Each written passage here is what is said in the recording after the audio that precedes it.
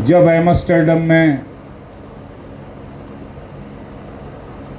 Hockey का tournament था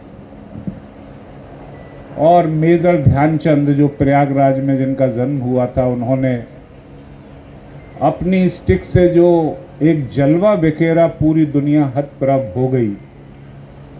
उसके बाद वक्त आया 1932 का और फिर वक्त आया 1936 का, जो लॉस एंजलिस में ओलंपिक हुआ था। इन तीनों ही प्रतियोगिता में भारत की टीम ने स्वर्ण पदक हासिल किया था और तीनों टीम के हीरो रहे थे मेजर ध्यानचंद। जो 1932 में बर्लिन का टूर्नामेंट था, उसे उस समय के तानाशाह दुनिया के एडोल्फ हिटलर भी देख रहे थे। तो लोगों को हैरत होती थी कि इस व्यक्ति की छड़ी में, स्टिक में क्या कोई चुंबक लगी हुई है। उसकी भी जांच कई बार की गई।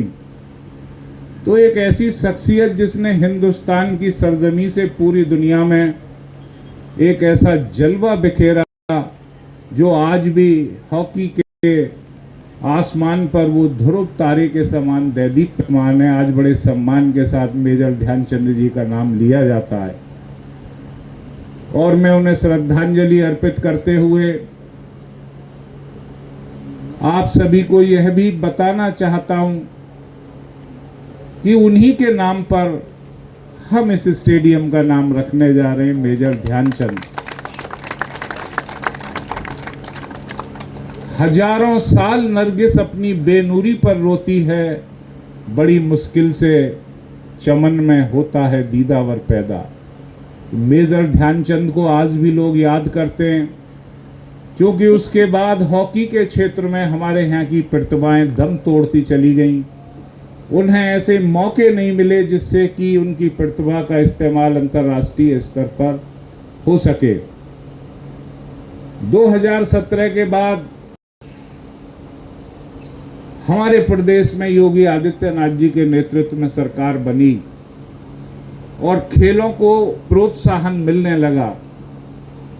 हिंदुस्तान के प्रधानमंत्री नरेंद्र मोदी जी ने खेलो इंडिया योजना के तहत धीरे धीरे हिंदुस्तान में खेल प्रतिभाओं को आगे लाने के लिए सुविधाएं देने का जो एक सार्थक प्रयास किया, उसकी वजह से आज हम एशियाड, ओलंपिक या दुनिया की कोई भी प्रतियोगिता हो, उसमें धीरे धीरे हम पदक हासिल करते जा रहे हैं। उसकी वजह कि हम सुविधा देने जा रहे हैं। और देखिए, आप तो उस जेवर विधानसभा से हैं, जिस जेवर विधानसभा में हिंदुस्तान का एक बहुत बड़ा अंतर्राष्ट्रीय एयरपोर्ट बनकर तैयार हो चुका है और 15 जून से वहां उड़ान चालू होने वाली है। आपकी जेवर विधानसभा में उत्तर प्रदेश का एकमात्र मेडिकल डिवाइस पार्क है। आपकी जेवर विधानसभा में उत्तर भारत की सबसे बड़ी फिल्म इंडस्ट्री चालू होने जा रही है, जिसे फिल्म सिटी के नाम से हम जानेंगे। और आपके जेवर विधानसभा में उत्तर भारत की पहली सेमीकंडक्टर इकाई का भूमि पूजन देश के प्रधानमंत्री कर चुके हैं। तो आज आप जिस विधानसभा से ताल्लुक करते हैं, वो दुनिया में अपना एक मुकाम हासिल कर चुकी है। उस विधानसभा में विकास के साथ साथ खेलों का विकास भी हो, इसी सोच के साथ एक्टिव सिटीजन टीम ने मुझे 1-1.5 साल पहले, मैं किसी वजह से इनके यहाँ बैठा हुआ था, सरदार मंजीत सिंह जी ने ये बता रखी कि हम कहने को तो बहुत आर्थिक राजधानी कहते हैं इस नोएडा को और गौतम बुद्ध नगर जनपद को, लेकिन यहाँ कोई भी एस्ट्रोटर्फ का ग्राउंड नहीं है जहाँ हम अंतर्राष्ट्रीय प्रतियोगिता आरंभ करा सकें। मुझे इनका प्रपोजल पसंद आया और मैंने भी जरूरत महसूस की। हम लोगों का प्रयास था कि गौतम बुद्ध यूनिवर्सिटी में हम इसे बनवाएं, क्योंकि वहाँ ऑलरेडी बना हुआ था। लेकिन वहाँ जब बात नहीं बन पाई, हमें लगा कि हम अगर सेक्टर 37 में बनवा पाएंगे तो हम अपने देहात क्षेत्र के नौजवानों को भी एक मौका देंगे। उसी कड़ी में जो इच्छा इन्होंने की थी एक्टिव सिटीजन टीम के लोगों ने और शहरवासियों ने, आज वो सपना भूमि पूजन के रूप में साकार होने जा रहा है। और मुझे पूरी उम्मीद है कि मेरे क्षेत्र के वो असंख्य नौजवान भाई जिनकी प्रतिभा आज तक हम नहीं देख पाए थे, उनकी प्रतिभा का इस्तेमाल अब इस ग्राउंड के माध्यम से देश और दुनिया देखेगी। इस विश्वास के साथ आज मैंने यहाँ भूमि पूजन किया है। और यहाँ राजेश निम जी बैठे हुए होंगे, हैं क्या? अभी हमारे प्रमोद बाटला जी ने कहा था कि हम इस ग्राउंड को तभी साकार कर पाएंगे, इसका जो हमने सपना देखा है, जब यहाँ खिलाड़ियों के लिए हम रेजिडेंशियल कोई ब्लॉक बनवा देंगे।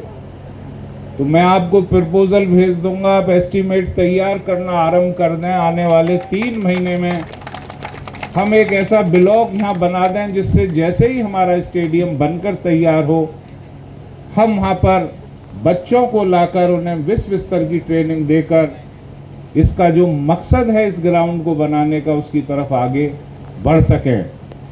इसी के साथ साथ मैं आपसे कहना चाहूँगा कि देखिए, आपने मुझे दूसरी बार विधायक चुना। ये मेरे लिए बड़े गौरव की बात है कि मैं एक ऐसे अच्छे क्षेत्र का प्रतिनिधि हूँ जहाँ के लोगों से मुझे अपार स्नेह मिला।